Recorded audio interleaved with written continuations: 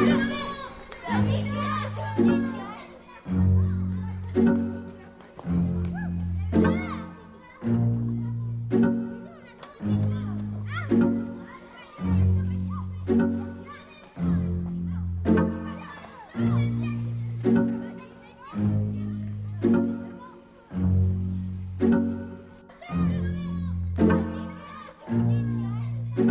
μου έθελε. Τα καλοκαίρια που συνεχίζω να κατεβαίνω στο Eastbourne και να γνωρίζω παιδιά στην παραλία. Τώρα πια δεν με νοιάζει τι θα πει ο κόσμος. Φαντάσου τι γέρος έχω γίνει. Ιδού λοιπόν, έσπασα τη σιωπή 2 ολόκληρων χρόνων και μπορώ να απολαύσω τις διακοπές μου. Με πολύ πολύ αγάπη, Λιούις Κάρολ Ντότσον.